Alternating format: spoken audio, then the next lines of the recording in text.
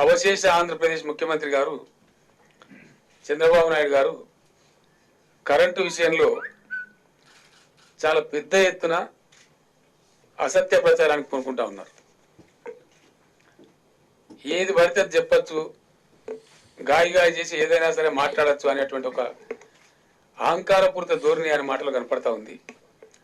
వాస్తవాలు వేరేగా ఉన్నాయి. Facts are totally different. Andhra Pradesh reorganisation యాక్ట్ను కంప్లీట్గా ఉల్లంఘిస్తున్నది చంద్రబాబు నాయుడు. తెలంగాణకు జూన్ 2కు ముందు ఉన్నటువంటి, జూన్ 2 తర్వాత వచ్చేటువంటి ప్రాజెక్టులు అన్నింటిలో కూడా 53.89% ఎలక్ట్రిసిటీ వాటా ఇవ్వాలనేది ఎస్ఆర్సీ యాక్ట్ చాలా స్పష్టంగా, ఆంధ్రప్రదేశ్ రీఆర్గనైజేషన్ యాక్ట్ కుండ బద్దలు కొట్టేట్టుగా చెప్తా ఉంది. దాని మీద ఆయన ఎత్తుకున్నటువంటి దుర్మార్గ పందాను ఆయన రాష్ట్రానికి చెందినటువంటి ఈఆర్సీ చెంప మీద కొట్టి మరీ చెప్పింది. 100% క్లియర్గా చెప్పింది. దానికి ఆయన వాళ్ళ మీద అగ్గి మీద గుగ్గిలమై చాలా భయంకరమైనటువంటి అన్డెమోక్రాటిక్ పద్ధతిలో ప్రపంచ చరిత్రలో ఎక్కడ వాళ్ళు చేయరు. ఏదైనా కమిటీ కాన్స్టిట్యూట్ చేస్తే దానికి ఒక పద్ధతి పాడని ఉంటుంది. రిట్రాస్పెక్టివ్ ఎఫెక్ట్తోని ఏపీఆర్సీ ఫామ్ చేసినటువంటి ఘనత వహించిన ముఖ్యమంత్రి చంద్రబాబు నాయుడు గారి భారతదేశం ఇంకోరు ఉండరు. కమిటీలు లాంటి అపాయింట్ చేస్తే ప్రాస్పెక్టివ్ ఎఫెక్ట్ ఉంటుంది. ఆ కమిటీ అట్లా తీర్పిచ్చినందుకు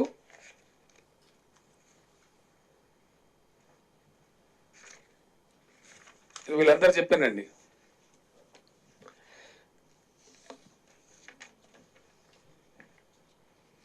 ఏపీఈఆర్సీ యొక్క తీర్పు, వాళ్ళు ఇచ్చినటువంటి తీర్పు ఇది.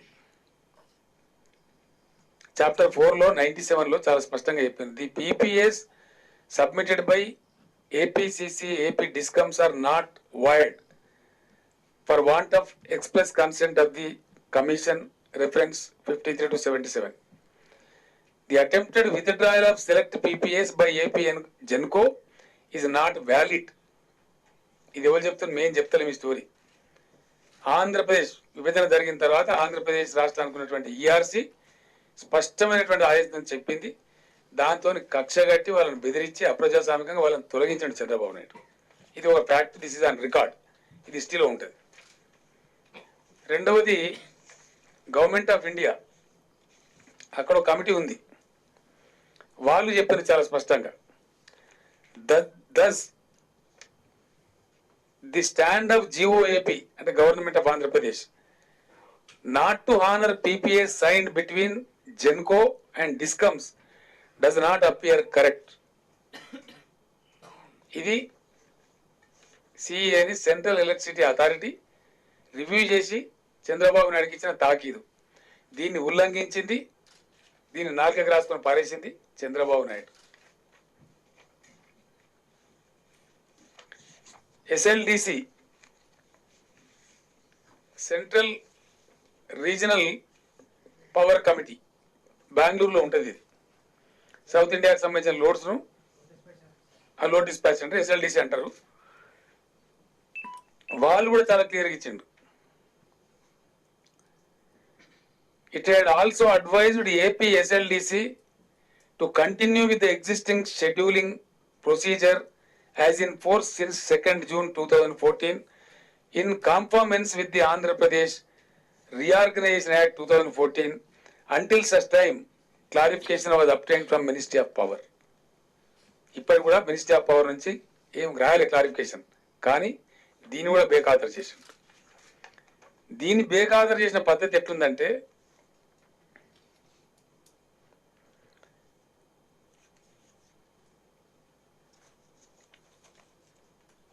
మొత్తం పవర్ ప్రొడ్యూస్డ్ చంద్రబాబు నాయుడు తెలంగాణ ప్రభుత్వానికి ముందు చూపు లేదు అంటాడు. మాకు బ్రహ్మాండమైన ముందు చూపు లేదు, నీలాగా దొంగ చూపు లేదు. నీ దొంగ చూపు కథ నేను చెప్తా. ఇప్పుడు దీని సుప్రీంకోర్టు కూడా పోతున్నావు. రేపు నీ సంగతి, నీ కథ అంతా తెలుస్తాం, న్యాయస్థానం తెలుస్తుంది. ఈయన ముందు చూపు సంగతి వినండి మీరు ఒకసారి దయచేసి. Total thermal power generated in AP జూన్లో 1383.52 మిలియన్ యూనిట్లు.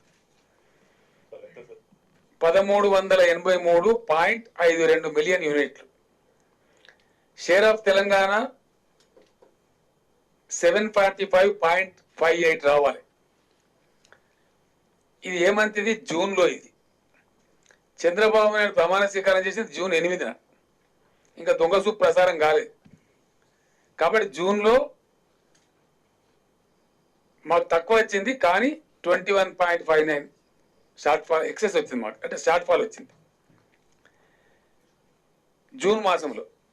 అప్పటికైనా సెటిల్ డౌన్ కాలేదు. కాబట్టి సెటిల్ కాగానే ఇక మొదలైంది దొంగ సూప్ మొదలైంది.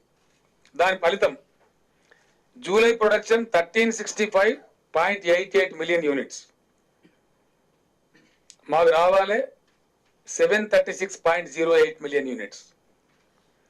వచ్చింది 728.47 million units, minus 7.61 million units deficit. అంటే మైనసే. ఇది జూలై. తర్వాత ఆగస్టు అక్కడ ప్రొడక్షన్ అయింది 1275.51 మిలియన్ యూనిట్లు. Share of Telangana 687.37 million units. మాకు సప్లై చేసింది 662.40 మిలియన్ యూనిట్స్. దగా చేసింది, మైనస్ చేసింది 43.27 మిలియన్ యూనిట్స్.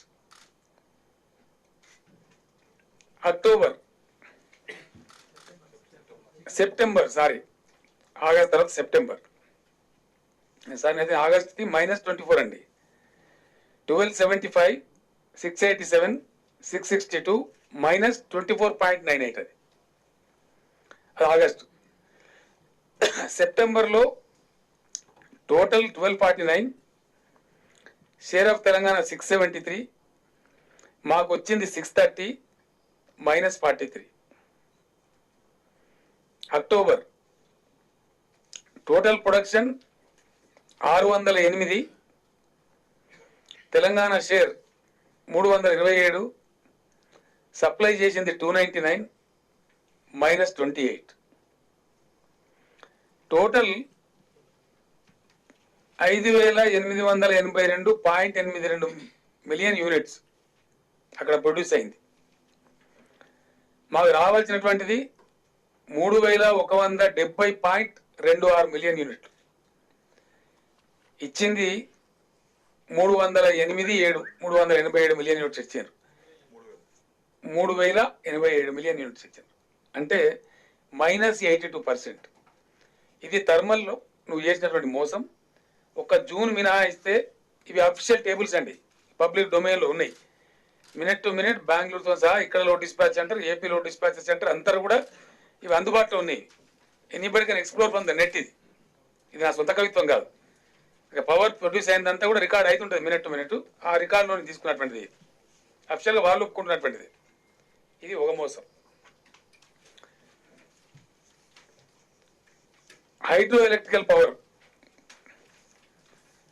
సీనియర్ ప్రాజెక్టు లాగేసుకున్నాడు మా నుంచి అక్రమంగా, చాలా కర్కశంగా, క్రూరంగా, అప్రజాస్వామికంగా. సీనియర్ పవర్ ప్రాజెక్ట్ 7 మండలాలతో పాటు సీనియర్ పవర్ ప్రాజెక్ట్ లాగేసుకున్నది నువ్వు. దాంతో మాకు 540.46లో 291 మాకు రావాల్సింది, దాన్ని కూడా దెబ్బ కొట్టేసినావు. 282 టీఎంసీలు మన యూనిట్స్, మిలియన్ యూనిట్స్ ఎక్సెస్ తీసుకున్నావు. మాకు ఇవ్వాల్సింది పోయి ఎవ్రీ మంత్ మేనేజ్ చేసినావు. అంటే సీనియర్ ప్రాజెక్టులో మోసం.